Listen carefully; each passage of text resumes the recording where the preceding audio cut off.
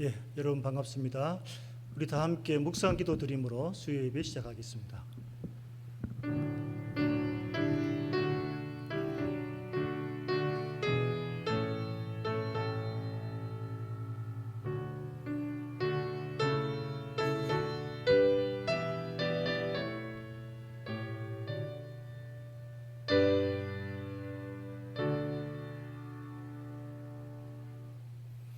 예, 우리 다 같이 찬송가 32장 다 함께 부르시겠습니다.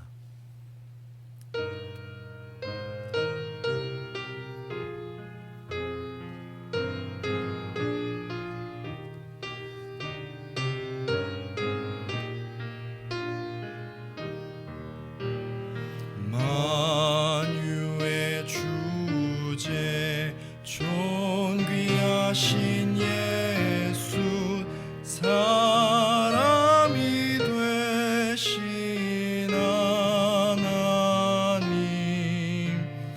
나 사모하여 영원히 섬길 내 영광 되신 주로다. 화려한 동산 무선저 수모 다 아름답고 묘하나 순전한 예수 더 아름다워 봄 같은 기쁨 주시네. 광명한 해와 명랑한 저 달빛 수많은 별들 빛나나 주 예수 빛은 더 찬란하여 참 비교할 수 없도다.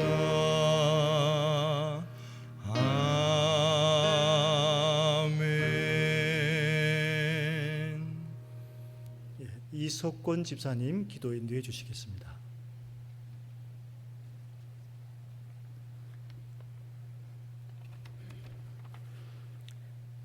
자비로우신 하나님, 길과 진리 되신 주님의 이름을 찬양합니다. 악이 이기는 것 같아 보이는 세상이지만 오직 주님만이 역사의 주관자이시며 역사를 공의와 정의로 이끄시는 전능하신 하나님이심을 고백합니다. 세상의 작은 이익에 자존심과 혈기에 곁에 계신 주님을 알아보지 못하는 어리석은 우리 인생을 용서하여 주옵소서. 세상의 많은 재물보다, 세상의 높은 지위보다, 세상의 어떤 쾌락보다 주님의 은혜를 기억하면 좋겠습니다. 세상 곳곳에 고통과 절망의 아우성이 넘쳐납니다. 아프가니스탄은 무장 단체로, 미얀마는 군부 독재로, 하이티는 강진으로 아픔을 겪는 이들이 있습니다. 이들의 공포에 분노와 절망에 찾아가 주옵소서. 이 시대와 교회의 미래인 청년들과 함께하여 주옵소서. 그들의 허탈감과 두려움을 외면치 마시고 길이 되어 주시고 빛이 되어 주시고 참 소망이 되어 주옵소서. 우리 교회가 청년을 세우고 키우는 교회가 되게 하옵소서. 주님의 손과 발이 되어 이웃을 내 몸과 같이 사랑하는 교회 되게 하옵소서. 주님의 성전을 확장하는 일을 유한한 우리의 인생에 꾹꾹 채워 넣어 주님 부르실 때 부끄럼 없는 인생 되게 도와주시옵소서. 오늘 이 예배에 주님 찾으시는 예배자가 되기를 원합니다. 목사님이 전하시는 말씀 가운데 성령의 기름을 부어주시고 주님의 힘찬 발걸음에 동행하는 우리가 되게 하옵소서. 거룩하신 예수님의 이름으로 기도합니다.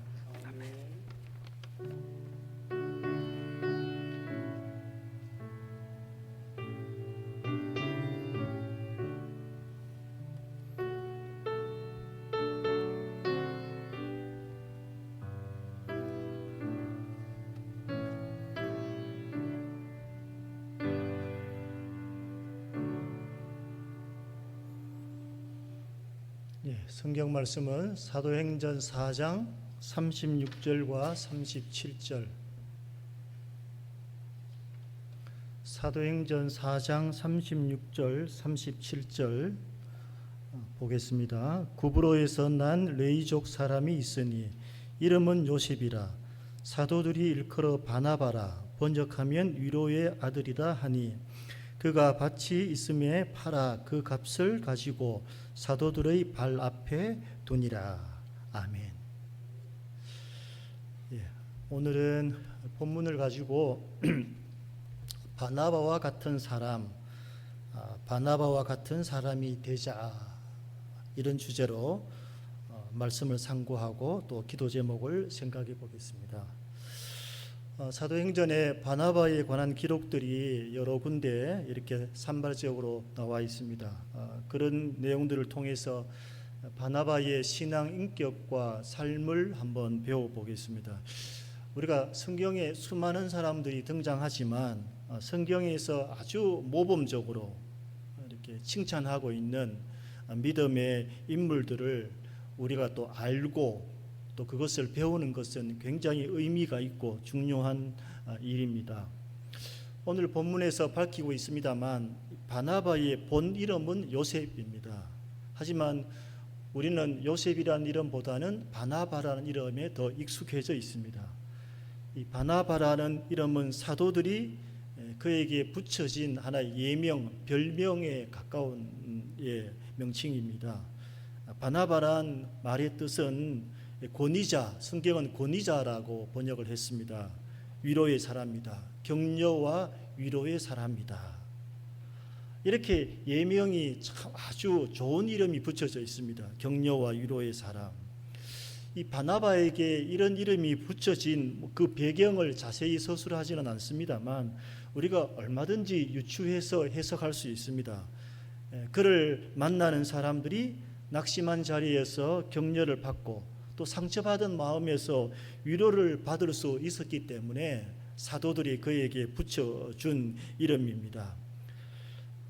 요즘 우리 주변에 상처받은 사람들이 많고 또 좌절감에 빠진 사람들도 많습니다.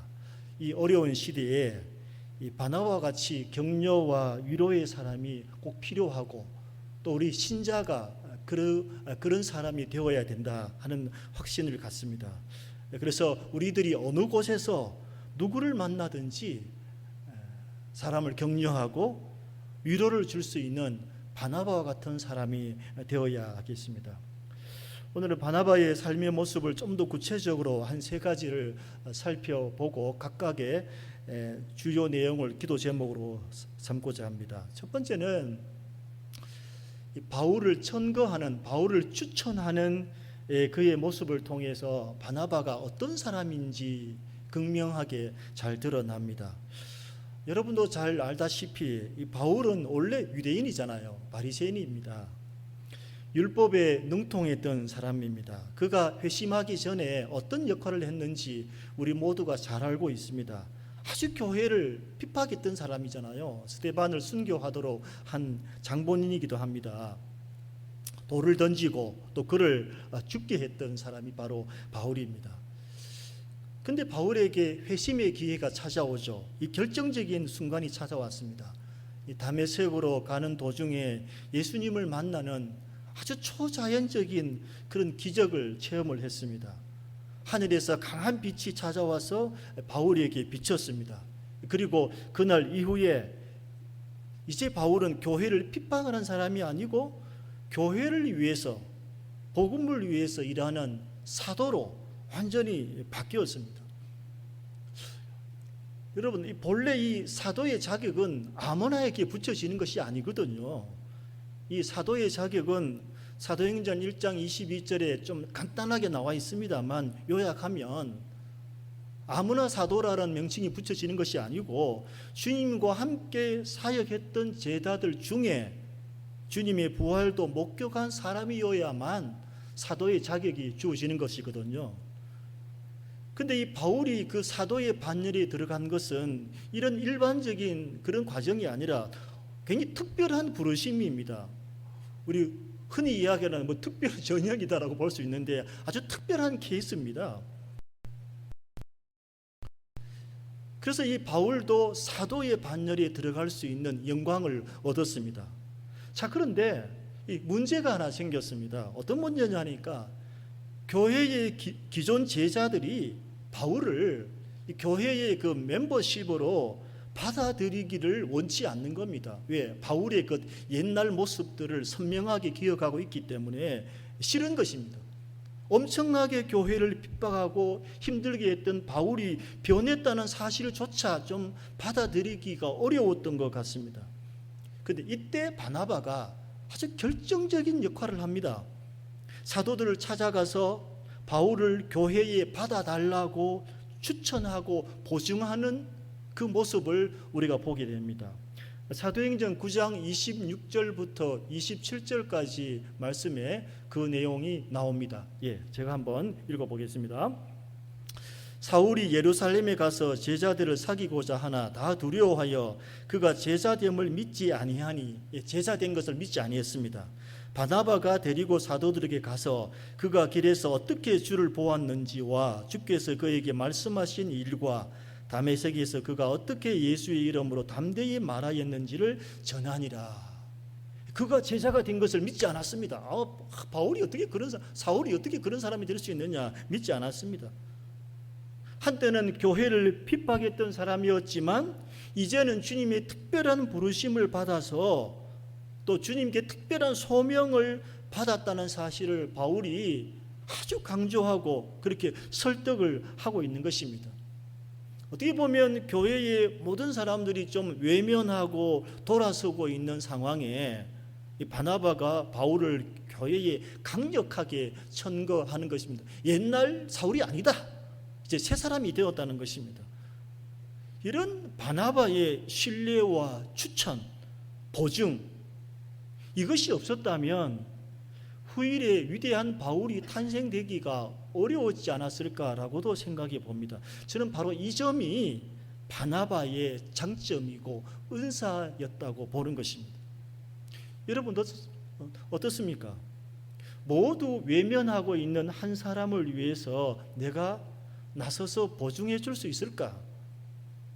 성경에는 자세하게 언급하지 않습니다만 저는 이런 역할을 하면서 바나바가 좀 어려운 상황도 많이 겪었을 거라고 추측을 합니다.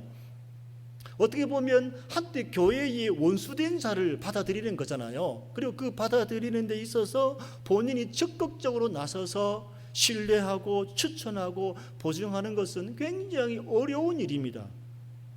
이것이 바로 바나바, 위로와 격려의 사람인 바나바가 해냈다는 사실을 통해서 바나바가 어떤 신앙의 인물인지를 우리가 알 수 있습니다.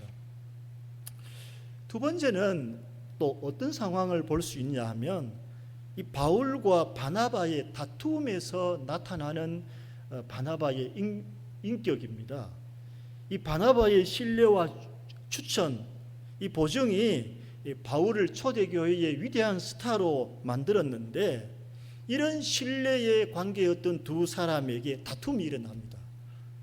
이 사람은 어떤 상황에서 또 다툼이 일어날 개연성이 많지 않습니까? 이런 신뢰의 사람이었는데 두 사람 간에 다툼이 일어납니다. 그런데 이 다툼도 그냥 약간의 어떤 갈등 정도가 아니고 성경은 아주 심히 다투었다 이렇게 소개하고 있습니다.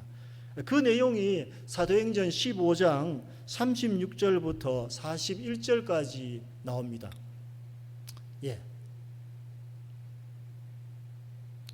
준비가 안 됐나요?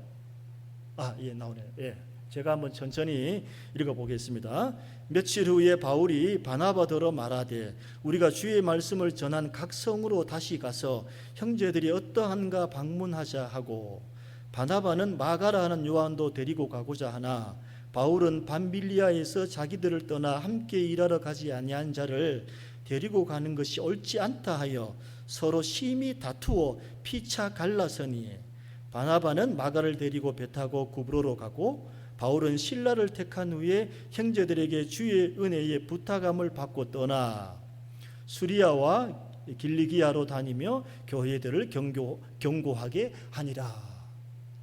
서로 심히 다투어서 갈라졌다. 이 한국 교회사를 쭉 보면 이 다툼과 분열이 많은데 혹자는 이 다툼과 분열 때문에 오히려 한국 교회가 더 성장하는 계기가 되었다. 교파로 많이 이렇게 갈리어져서 더 교회가 폭발적인 성장이 되었다. 뭐 이렇게 보는 학자들도 있더라고요. 이 바울과 바나바의 다툼의 원인 제공자는 마가 요한이라는 사람입니다. 이 마가 요한이 예루살렘 출신의 청년이었는데 그가 예수님을 믿고 나서 바나바와 바울과 함께 전도단 선교단의 일원으로 전도하는 일에 참여를 했습니다. 자, 그런데 이 전도 여행길이 너무 어려웠는지 뭐 자세히 한 내용은 모르겠습니다만 이 밤빌리아라는 지방에서 그만 중도 하차했습니다. 나 못하겠다 하고 이제 내려간 것입니다.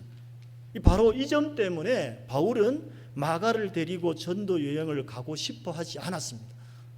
이렇게 초지일관적으로 신실하게 일하지 않는 마가를 데리고 가고 싶지 않다.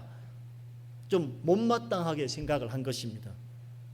자, 그러나 바나바는 그에게 한 번 더 기회를 주고자 하는, 물론 바나바와 마가라는 어떤 특수한 관계도 있습니다. 뭐 생질 관계, 뭐 이런 관계도 있습니다만 바나바는 그에게 한 번 더 기회를 주고자 하는 마음이 또 강했습니다.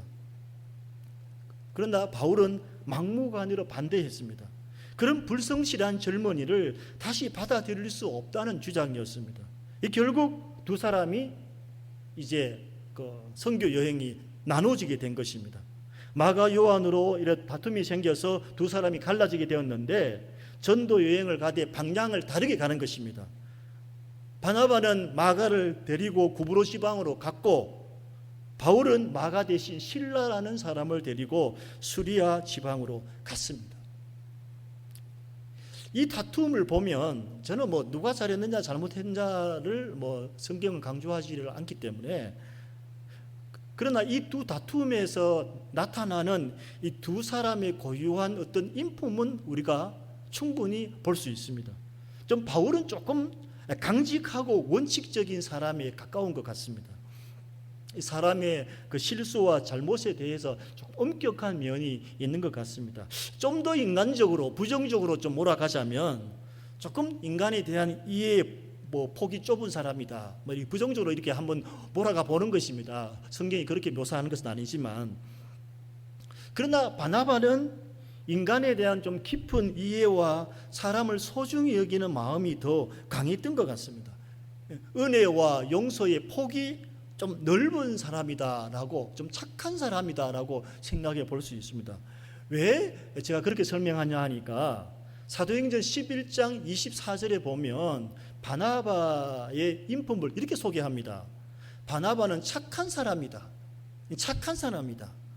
자, 그런데 착한 사람뿐만 아니고 성령과 믿음이 충만한 사람이라 이에 큰 무리가 죽게 더하더라. 여러분, 저는 이것을 보면서 우리 예수 믿는 사람이 바로 이 모습이 아니다 싶어요. 예수 믿는 사람은 기본적으로 착해야 되잖아요. 착하다. 참 착한 사람이다.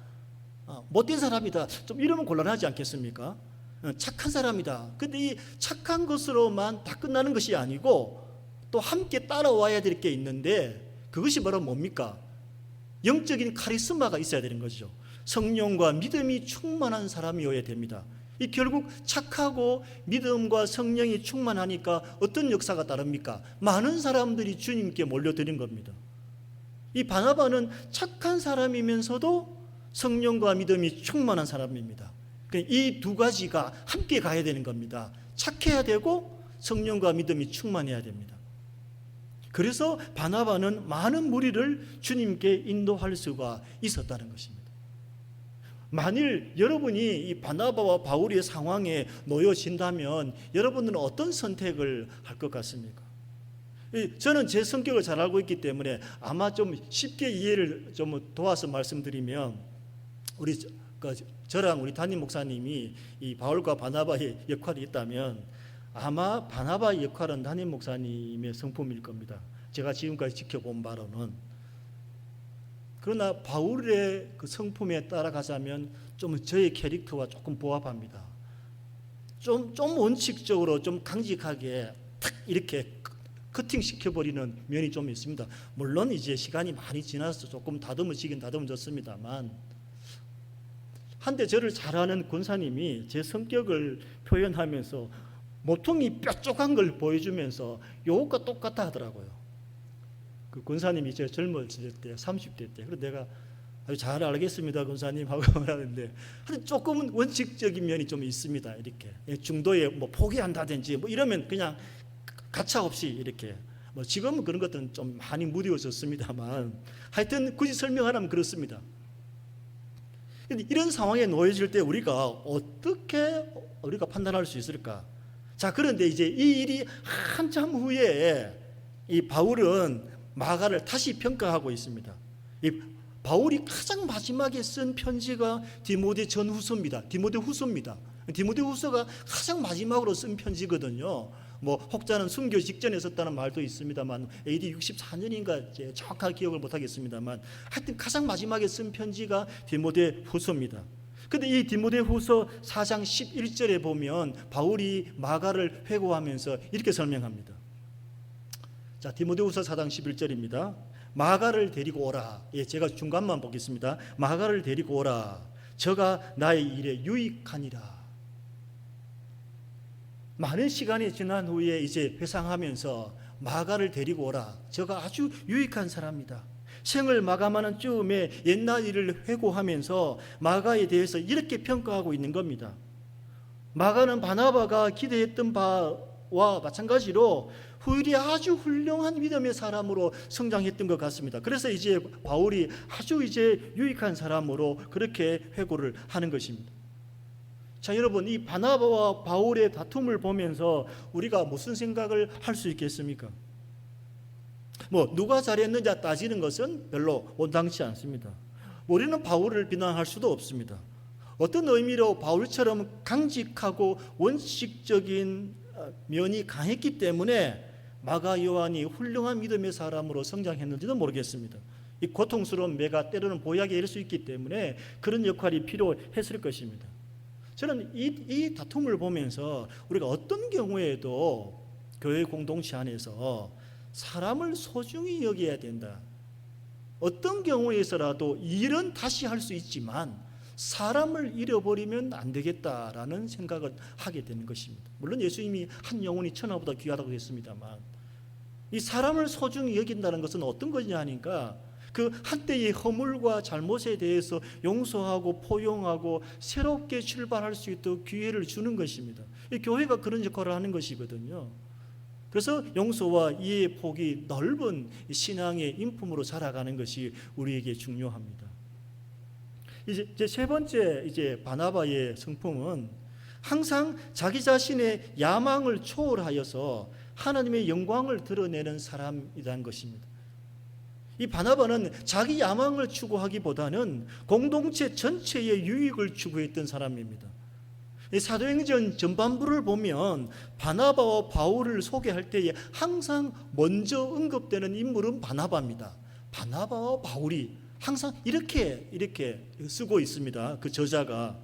그런데 이 13장 후반부터는 이 두 사람의 이름의 그 배열 순서가 바뀝니다. 바나바와 바울이 아니고 바울과 바나바라고 이 순서가 바뀝니다. 뭐 순서 바뀌는 것이 뭐가 중요하냐라고 생각할 수 있지만 저는 성경의 저자가 이런 순서 하나하나 기록한 거 다 영감받은 하나님의 말씀이기 때문에 저는 이것도 아주 중요한 의미가 있다고 생각합니다. 굳이 거기에 의미를 부여하자면 초대교회의 주인공이 이제 바나바에서 바울로 이제 옮겨지고 있는 것들을 보여주고 있는 것입니다. 이제 처음에 주인공은 바나바였는데 이제 그 주인공의 역할이 바울로 옮겨지는 것입니다. 이제 핵심이 이 바나바는 이런 변화에 대해서 전혀 개의치 않습니다. 이 바나바는 어떻게 보면 후배잖아요. 바울이 그를 앞질른 일에 대해서 전혀 개의치 않습니다. 왜 그러냐 하면 이 자신의 명예와 야심은 중요하지 않다. 교회 부흥에 우선적인 가치를 두고 있는 것입니다. 내 명예, 내 이름, 내 석자 이게 중요한 것이 아니라 바울을 통해서 주의 교회가 더욱더 흥왕하는 데에 가치를 두고 있는 것입니다. 바울은 바나바의 추천과 신뢰로 교회에 들어갔습니다. 이 교회 안에 선후배로 따지자면 바울과 바나바는 바울은 바나바에 도저히 미치지 못한 관계입니다. 여러분 교회예요. 선후배 이 서열 아주 많이 따집니다. 엄격하게 따집니다, 여러분.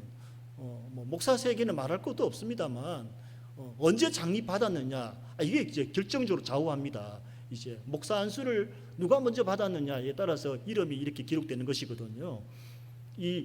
아주 그 선후배를 엄격하게 따집니다. 이 바울은 바나바에 못 따라가는데 시간이 지나면서 바울의 영향력과 지도력이 바나바를 초월합니다. 주님이 바울을 통해서 주의 교회를 더욱더 흥왕하게 되는 역사를 쓰는 것입니다. 바나바는 그런 위상 변화에 대해서 개의치 않습니다. 이 역사의 흐름이고 주님의 뜻임을 알았기 때문입니다. 이 거듭되는 말씀입니다만 바나바는 개인의 인기와 야심보다는 하나님의 영광에 우선적인 가치를 두고 있는 사람입니다. 오늘날 교회나 어떤 곳에서나 간에 저는 바울이 되겠다는 사람은 참 많은 것 같아요. 바울이 되고 싶어하는 사람은 많습니다. 주인공이 되고 싶어하는 사람은 많은데 바나바가 되겠다는 사람은 그렇게 많지 않아 보입니다. 하지만 오늘 이 시대에는 바나바와 같은 사람이 더 필요한 시대라고 말씀을 드립니다. 스스로 자기를 낮추어서 남을 앞세우고 자신은 뒤에서 뒷바라지 하겠다. 나는 밀어주는 역할을 하겠다라는 그런 마음으로 교회를 섬기는 사람은 그렇게 찾아보기가 쉽지가 않습니다. 주연에서 조연으로 내려앉아도 조금도 불행하지 않을 사람이 필요합니다. 이 주변에 보면 훌륭하신 담임 목사님이 많이 계시는데 수십 년간 그 교회를 담임하시고 후배에게 담임 목사직을 바통을 넘겨주면서 입도 뻥끗하지 않고 그 교회에 얼씬도 하지 않는 담임 목사님들이 많이 계시잖아요. 어떤 경우에서라도 내 입김이 내 말이 교회에 영향을 줘서는 안 된다. 우리 후배 목사가 소신껏 목회하는데 방해되면 안 된다 하고 얼씬도 하지 않고 그런 분들도 굉장히 많거든요. 자기를 낮추어서 그 후배가 소신 있게 교회를 잘 이끌어 가도록 그런 사람이 굉장히 많습니다. 빌립보서 2장 3절에 뭐라고 말합니까? 아무 일에든지 다툼이나 허영으로 하지 말고 겸손한 마음으로 각각 자기보다 남을 낮게 여기라. 아무리 일을 잘해도 다툼이나 허영으로 하는 것은 잘하는 것이 아닙니다. 아무리 능력이 많아도 겸손하지 않고 남을 자기보다 낮게 여기지 않으면 안 되는 것입니다. 하나님은 그런 교만한 사람을 사용하지 않습니다. 오히려 성경은 교만한 자를 대적한다고 했습니다.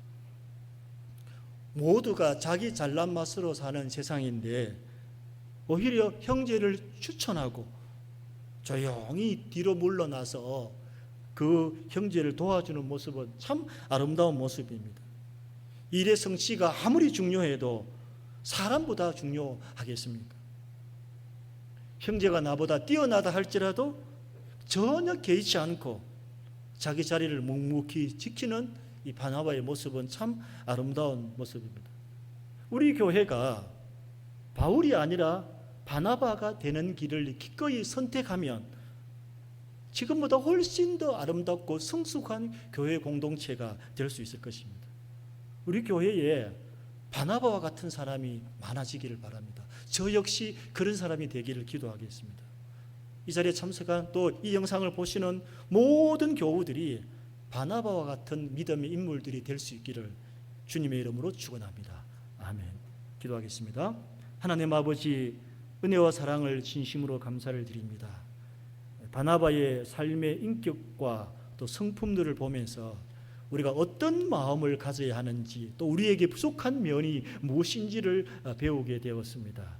이 하나님의 말씀을 가슴 깊이 새기고 형제를 낮게 여기고 항상 겸손한 마음으로 주의 몸된 교회를 잘 섬길 수 있는 일꾼들이 될 수 있도록 도와주시옵소서. 우리 이름, 야망, 성취에 포커스를 둘 것이 아니라 오직 주의 교회가 부흥되고 주의 교회가 든든히 서 가야 되는 것에 더 높은 가치를 둘 수 있는 우리 모든 성도들이 될 수 있도록 도와주시옵소서.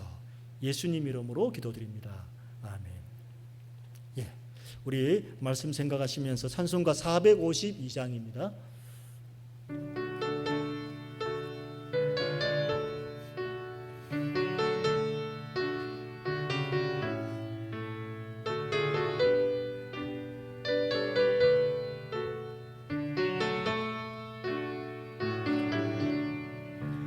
내 모든 소원 기도의 제목 예수님 닮기 원함이라.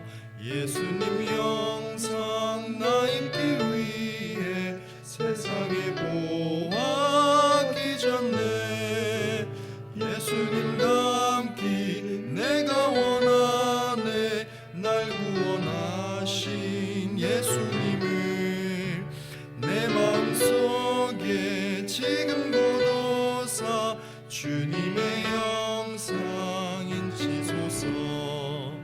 무한한 사랑 풍성한 긍휼 슬픈 자 위로하시는 주.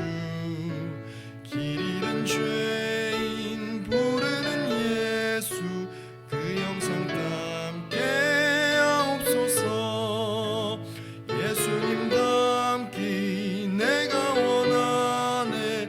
날 구원하신 예수님을 내 마음속에 지금 고도사 주님의 영상 인치소서.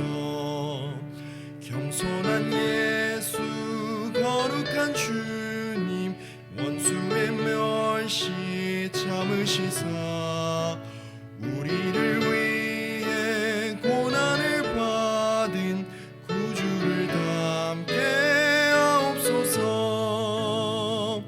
님 닮기 내가 원하네. 날 구원하신 예수님을 내 마음속에 지금 고도사 주님의 영상 인치소서. 예, 주님 가르치신 기도로 수요 예배 마치겠습니다. 하늘에 계신 우리 아버지여, 이름이 거룩히 여김을 받으시오며 나라가 임하시오며 뜻이 하늘에서 이루어진 것 같이 땅에서도 이루어지이다. 오늘 우리에게 일용할 양식을 주시옵고 우리가 우리에게 죄 지은 자를 사하여 준 것 같이 우리 죄를 사하여 주시옵고 우리를 시험에 들게 하지 마시옵고 다만 악에서 구하시옵소서. 나라와 권세와 영광이 아버지께 영원히 있사옵나이다. 아멘.